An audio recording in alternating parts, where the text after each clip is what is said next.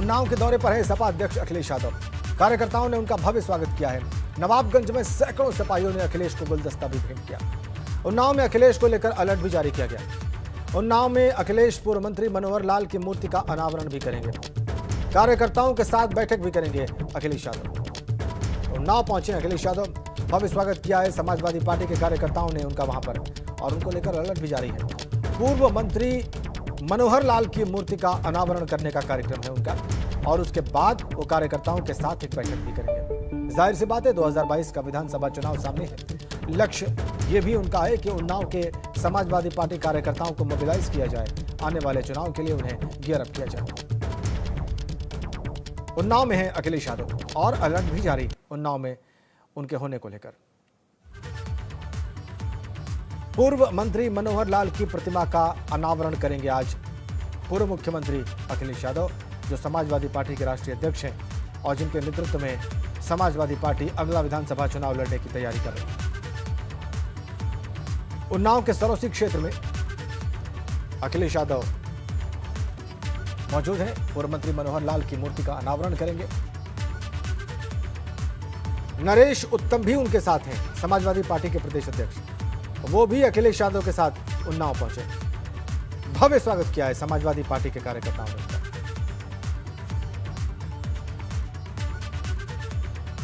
अखिलेश के समर्थन में नारेबाजी हुई है वहां पर। ये देखिए आप तस्वीरें।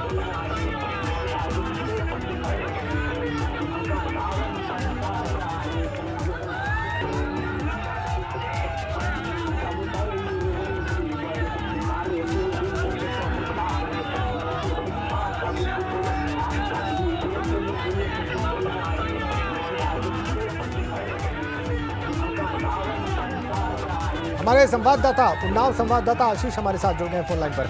आशीष, कब पहुंचे अखिलेश वहां पर, और कितनी संख्या में समाजवादी पार्टी के कार्यकर्ता उनके स्वागत के लिए वहां पर मौजूद थे? जी राजीव, आपको बता दें अभी अखिलेश यादव कार्यक्रम स्थल पर नहीं पहुंचे हैं। हालांकि वो उन्नाव की सीमा में जो है प्रवेश कर चुके हैं। जगह जगह उनका स्वागत किया जा रहा है। बस कुछ ही देर में वो सरौसी में जो पूर्व मंत्री मनोहर लाल जी हैं, उनकी मूर्ति का अनावरण स्थल है, वहाँ पे पहुँचने वाले हैं। भारी तादाद में यहाँ पे सफाई मौजूद है। जगह जगह उनका स्वागत किया जा रहा है। जम के जो है सफाई जो है अखिलेश यादव जिंदाबाद के नारे लगा रहे हैं। पूरे शहर को होर्डिंगों से पाट दिया गया है। 2022 के पहले चुनाव जो होने वाला है, 2022 में चुनाव होने वाला है, उसको लेके इस रैली जो जनसभा को जोड़ा जा रहा है। जी और आशीष, अलर्ट क्यों जारी किया गया है अखिलेश के वहां पर होने को लेकर? जी आपको बता दें कि जो पूर्व विधायक है यहाँ पे, जो राम कुमार जी, जिनके यहाँ एक कार्यक्रम होना है, जो पहले यहाँ पे एक जनसभा को परमिशन दी गई थी, लेकिन कोविड को देखते हुए उस जनसभा को जो है परमिशन रद्द कर दी गई है। इसको लेकर यह जो है प्रशासन पूरी तरीके से अलर्ट है कि कहीं भी कोविड का उल्लंघन ना हो। लेकिन भारी तादाद में सफाई जो है लगातार सड़कों पर उतरे हुए हैं और जगह जगह अखिलेश की तरह स्वागत कर रहे हैं। जी और आशीष, हम देख सकते हैं कोविड प्रोटोकॉल का भी जमकर उल्लंघन हो रहा है इस जोश में समाजवादी पार्टी के कार्यकर्ताओं के द्वारा।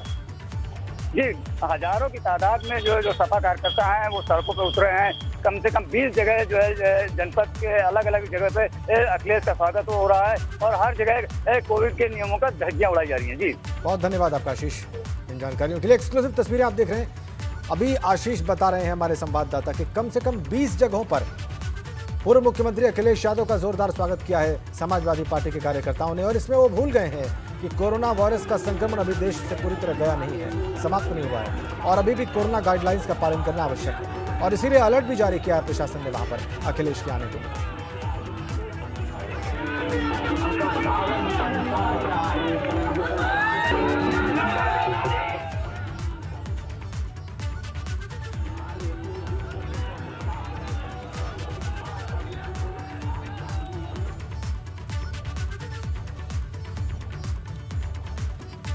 चलिए आगे बढ़ते हैं। लखनऊ के हजरतगंज में बीजेपी के दिग्गज नेता और पूर्व राज्यपाल रहे लालजी टंडन की प्रतिमा का अनावरण किया गया। इस मौके पर यूपी के मुख्यमंत्री योगी आदित्यनाथ के साथ साथ रक्षा मंत्री राजनाथ सिंह भी मौजूद रहे। इस कार्यक्रम में उत्तर प्रदेश के दोनों डिप्टी सीएम भी मौजूद थे। लालजी टंडन की 12.5 फीट ऊंची प्रतिमा को महज 28 दिनों में तैयार किया गया। हजरतगंज इलाके में इस प्रतिमा को लखनऊ नगर निगम ने तैयार किया है। और आपको ये भी बताएं कि पूर्व प्रधानमंत्री अटल बिहारी वाजपेयी और लालजी टंडन के बीच अच्छे संबंध थे। हजरतगंज चौराहे को नगर निगम ने अटल चौक घोषित किया था, तो इस चौक से कुछ कदम पर ही लालजी टंडन की प्रतिमा स्थापित की। तो इसके अनावरण के कार्यक्रम में लखनऊ से सांसद, रक्षा मंत्री राजनाथ सिंह, मुख्यमंत्री, दोनों उप मुख्यमंत्री और तमाम वरिष्ठ भाजपा नेता मौजूद थे। कांसे से बनी है प्रतिमा 12.5 फीट ऊंची है।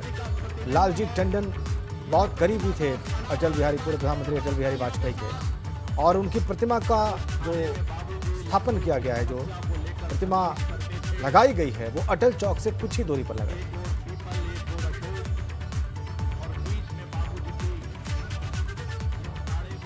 और इस मौके पर मुख्यमंत्री योगी आदित्यनाथ ने जो कुछ कहा, अब आप बोलिए। जब सरदेव टंडन जी की बात होती है तो उन्होंने पार्टी के एक पार्षद से लेकर के प्रदेश में नगर विकास मंत्री के रूप में दोनों सदनों में पार्टी के नेता और प्रतिपक्ष के नेता के रूप में और देश के 2 बड़े राज्यों में बिहार और मध्य प्रदेश में राज्यपाल के रूप में अपनी अमूल्य सेवाएं देश को प्रदान की। सार्वजनिक जीवन में एक लंबा समय, लगभग 60 साल उन्होंने व्यतीत किए। स्वाभाविक रूप से समाज के हर एक तबके में उनके प्रशंसक थे और उन सभी के साथ उनका व्यवहार वही आत्मीयता का था जो अंतिम दिनों में भी उस रूप में देखने को मिलता था। सरदेव लालजी टंडन जी को उनकी प्रथम पुण्यतिथि पर प्रदेश शासन की ओर से, देश की जनता की ओर से विनम्र श्रद्धांजलि अर्पित करते हुए नगर निगम बोर्ड द्वारा आज प्रथम पुण्यतिथि पर टंडन जी की इस भव्य प्रतिमा का अनावरण यहाँ पर संपन्न हुआ है।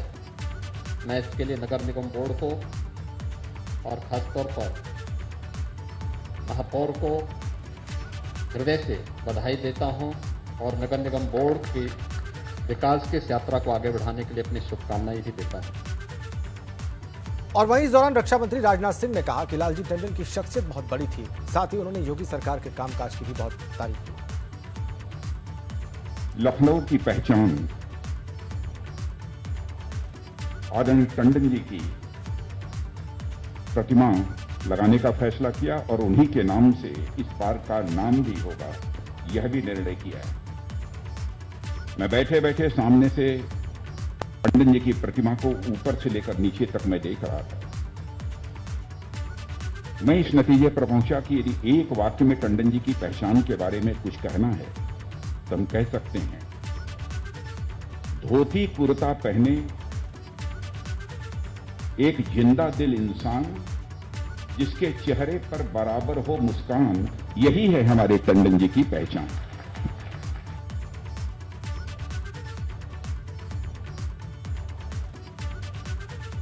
और जिनके बारे में मैं कह सकता हूं कि उत्तर प्रदेश में अराजकता का माहौल समाप्त करने में सारे हिंदुस्तान में शोहरत हासिल की और उत्तर प्रदेश के विकास को एक नई दिशा भी दी है। और मोदी मंत्रिमंडल विस्तार में बेटे प्रवीण को जगह न मिलने से नाराज निषाद पार्टी के अध्यक्ष डॉक्टर संजय निषाद के सुर एक बार फिर से बदल गए हैं। यूपी मंत्रिमंडल विस्तार से पहले अब संजय निषाद का कहना है कि बीजेपी से उनकी कोई नाराजगी नहीं है। साथ ही उन्होंने कहा कि बीजेपी के साथ मिलकर ही 2022 का विधानसभा चुनाव लड़ेंगे। केंद्रीय मंत्रिमंडल विस्तार में बेटे प्रवीण को मंत्रिमंडल में जगह नहीं मिलने से नाराज बताए जा रहे डॉक्टर संजय निषाद, जो कि निषाद पार्टी के अध्यक्ष हैं, वो हमारे साथ हैं। डॉक्टर साहब, बताया ये जा रहा है कि अब आपका हृदय परिवर्तन हो गया, अब आप भारतीय जनता पार्टी से नाराज नहीं हैं, जबकि ना तो निषादों को आरक्षण मिला है, ना आपको सत्ता में भागीदारी मिल पाई है और ना ही जो दूसरी मांगे थे वो पूरी हो पाई हैं। देखिए, नाराज होना अलग बात है और बगावत होना अलग बात है। और जब किसी साथ रहते हैं तो कुछ न कुछ मुद्दे पर बातचीत होती है और नहीं होता है तो कुछ न कुछ लिखी होती है। हम लोग भारतीय जनता पार्टी के साथ तब भी थे, आज भी हैं और उपचुनाव में भी थे, 2019 में भी थे। बिना शर्त हम लोगों ने समर्थन दिया। जब बिना शर्त के समर्थन दिया है, क्योंकि जो भी हमारे मुद्दे हैं वो भारतीय जनता पार्टी ने खुद कह रखे। हम राजनीति में नहीं आए तो उससे पहले भारतीय जनता पार्टी ने कह रखा है। तो जब उन्होंने कह रखा है तो इसी को याद दिलाना हमारा धर्म बनता, फर्ज बनता। क्योंकि भारतीय जनता पार्टी एक ऐसी पार्टी जो कहती जरूर करती है कि धारा 370 मंदिर निर्माण किया, तो ये भी कर देगी। चूँकि उत्तराखंड में उन्होंने एक लेटर भेजा है तो समय तो देना पड़ेगा ना। 70 साल हम लोगों ने दूसरे को दिया, 7 साल से मैं राजनीति कर रहा हूँ। भारतीय केंद्रीय मंत्रिमंडल के विस्तार में तो जगह नहीं मिली। चर्चा ये है कि उत्तर प्रदेश में भी मंत्रिमंडल का विस्तार होने वाला है। आपको क्या उम्मीद है? ये उनका विशेषाधिकार है। अगर लगता है उनको कि डॉक्टर संजय को जगह देने से होगा तो करेंगे, नहीं भी देंगे। हम लोग तो पहले बता देना, हम लोग अपने पद प्रतिष्ठा के लिए नहीं, हम लोग अपने समाज के मुद्दे के हल के लिए आए हैं। और यथासंभव कुछ न कुछ धीरे धीरे हो रहा है।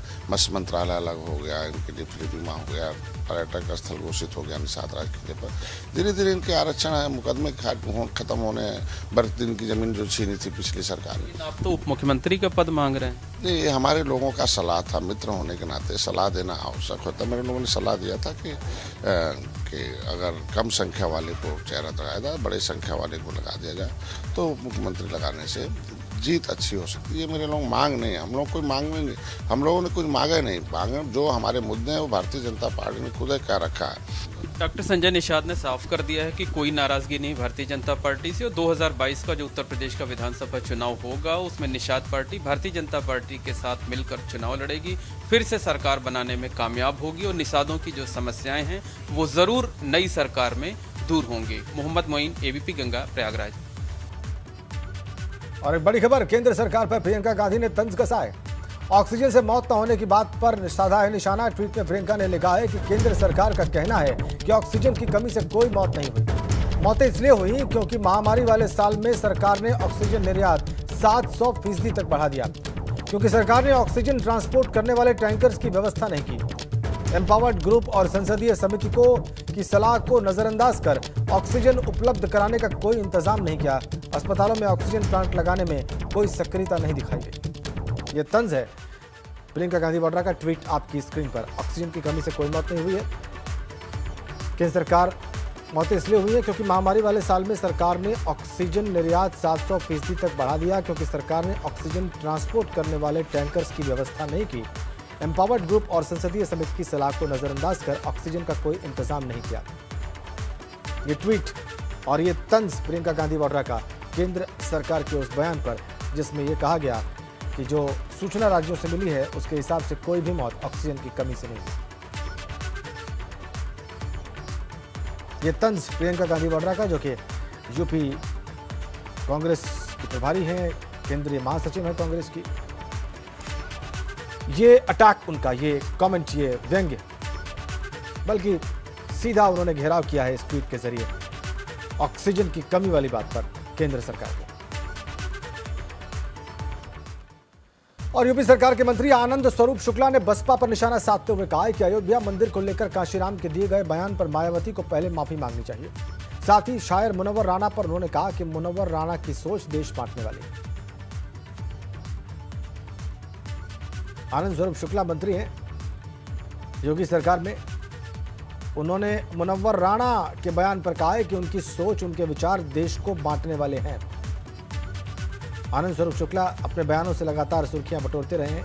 यद्यपि कि एक युवा मंत्री हैं इस सरकार में, लेकिन बयान उनके जरूर सुर्खियां बटोर लेते हैं। ताजा बयान सुनिए।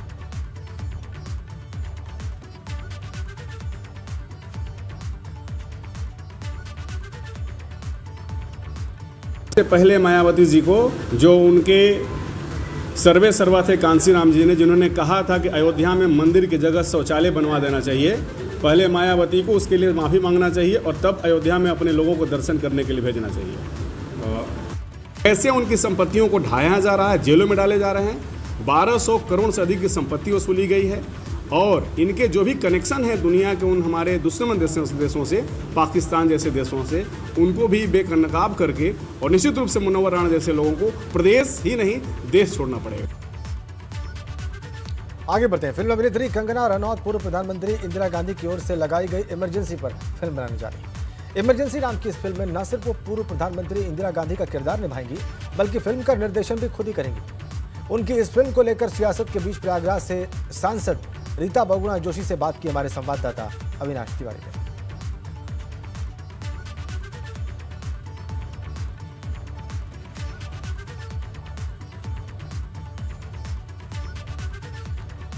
चलिए आगे बढ़ते हैं। खबर लखनऊ से है। यूपी से होने वाले निर्यात में बड़ा इजाफा हुआ है। जी हां, बीते 3 सालों में 38% का इजाफा हुआ है।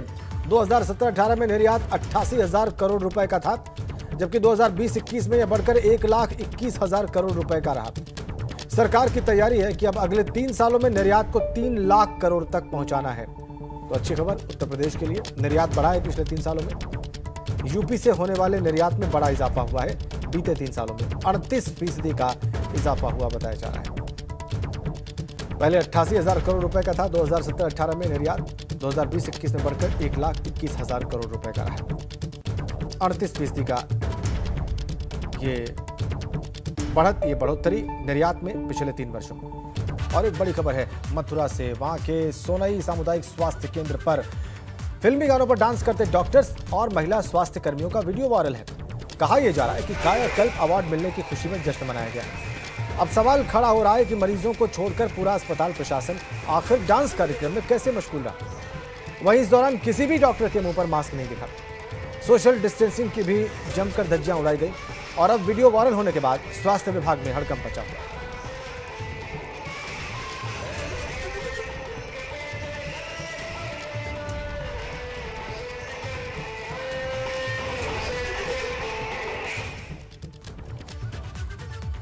और 2022 में होने वाले विधानसभा चुनाव की तैयारी में सभी पार्टियां जुटी हैं और ऐसे में समाजवादी पार्टी भी विधानसभा स्तर पर अपने सम्मेलन कर रही है। इसी कड़ी में समाजवादी पार्टी की ओर से मेरठ के गांव डल्लूहेड़ा में समाजवादी सर्व समाज सम्मेलन का आयोजन किया गया। लेकिन कार्यक्रम में चुनावी रंग कम, मनोरंजन के रंग ज्यादा नजर आए। कार्यक्रम में लड़कियों से डांस कराकर सैकड़ों की भीड़ को इकट्ठा कर कोरोना गाइडलाइन की जमकर धज्जियां उड़ाई।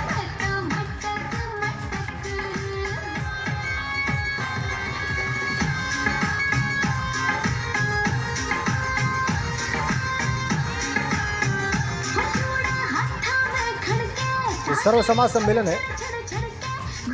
इस सम्मेलन में चिंतन की बजाय जो हुआ वो आप देख रहे हैं।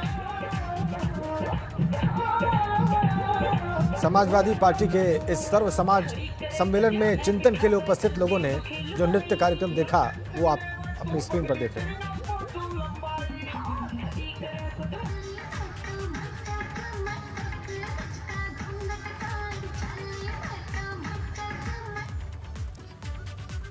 क्या ऐसे चिंतन से समाजवादी पार्टी के ये कार्यकर्ता विजय की रणनीति बनाएंगे 2022 के विधानसभा चुनाव में? ये चिंतन करने की बात जरूर है। आगे बढ़ते हैं, आपको कौशाम्बी से आई एक हैरान करने वाली तस्वीर दिखाते हैं। यहाँ कल नवनिर्वाचित ब्लॉक प्रमुखों का शपथ ग्रहण समारोह चल रहा है, लेकिन नेवादा से नवनिर्वाचित हुए ब्लॉक प्रमुख केशपति ठीक से शपथ भी नहीं ले पा रही। आप भी देखिए।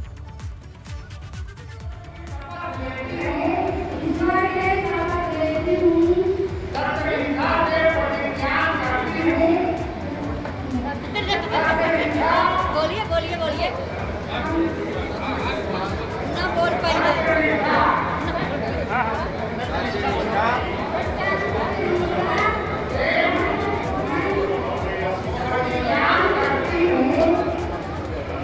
अरे बोलिए यार, बोलिए पता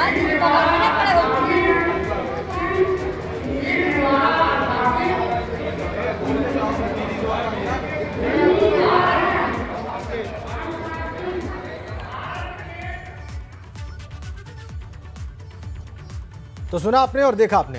ये नई ब्लॉक प्रमुख हैं, निर्वाचित हैं। ऐसे लोगों को चुनकर जनता ने ब्लॉक प्रमुख बनाया है। अब आप अंदाजा लगाएं और समझें कि कितना विकास इस ब्लॉक का करने जा रही हैं ये मोहतरमा। नेवादा की इन नवनिर्वाचित महिला ब्लॉक प्रमुख को पद और गोपनीयता की शपथ दिलाई जा रही थी, जिसकी तस्वीरें आप देख रहे हैं।